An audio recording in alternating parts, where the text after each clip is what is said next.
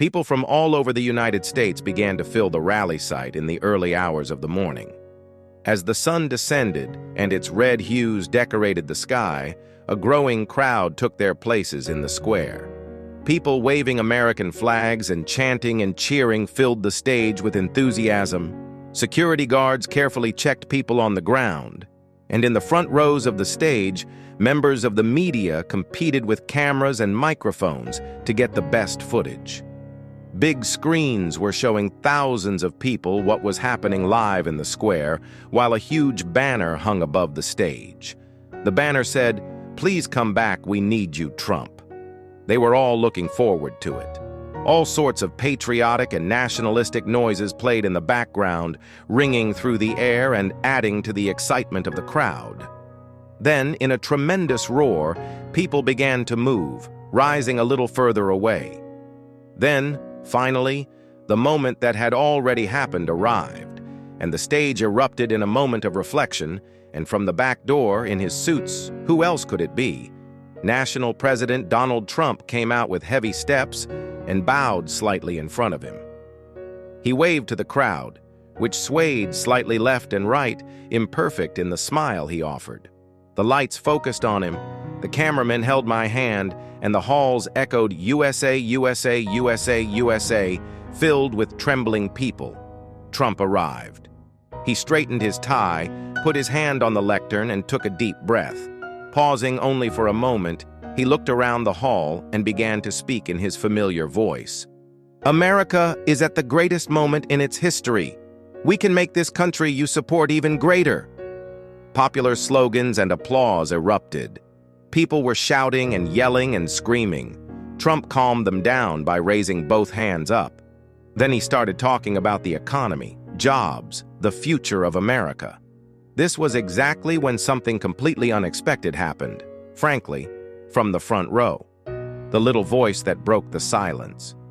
During the speech, a thin voice rose from the front row. "Mr. President, Mr. President, may I ask you a question?" Thousands of people fell silent for a second. Trump stopped speaking and crouched down at the table and looked where the voice was coming from. And there, right in front of the stage, there was a little girl, maybe 7 or 8, standing there.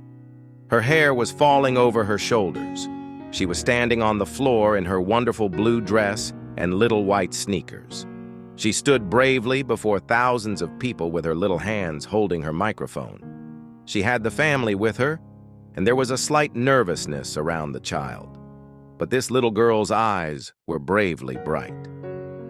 Trump smiled as she bowed her head slightly. "Of course, honey," he said. "You can ask anything you want." The little girl took a deep breath. The hall held its breath at this moment. Thousands of people waited, motionless, wondering what the little girl would say. And finally, he came.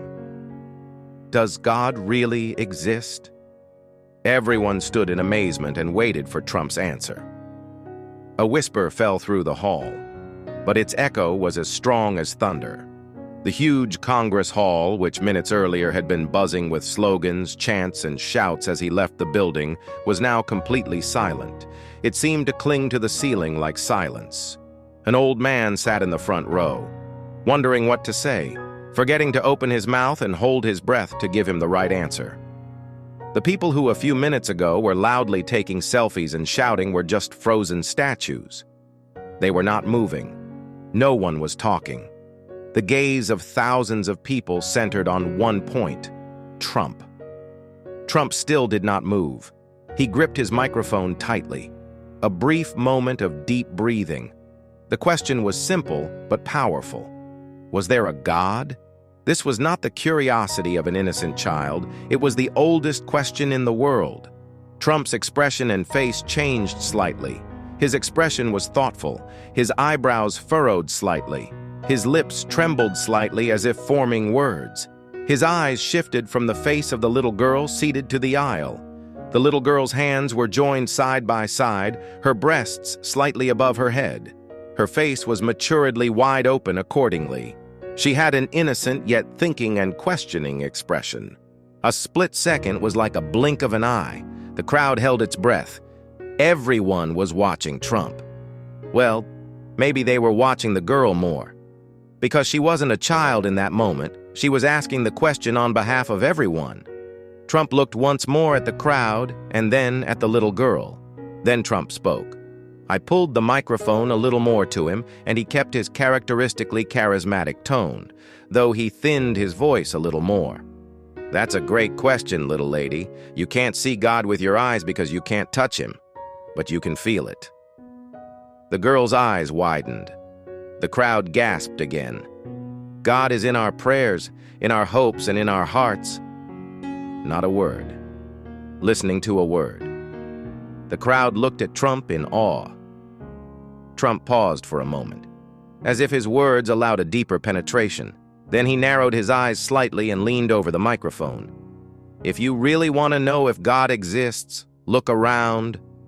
The little girl lowered her head, blinking her eyes. Trump's eyes traveled around the hall. At the front, an old woman put her hand on his chest.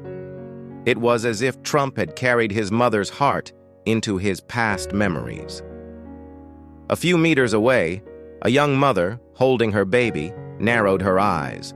Trump wagged his fingers. God is in the embrace between a mother and her child. The woman in the front row hugged her child a little tighter. When a father goes to work in the morning for his family, a man in the back lifting his head and wiping it, a teacher lecturing a student, Trump grasped the little girl in his arms, and that sentence, "And you know what?" The crowd in the hall held its breath.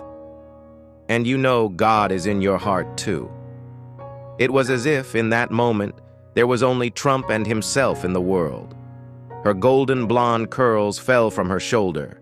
Her eyelid trembled. There were little teardrops on her eyelashes. There was a warm timbre inside the little girl.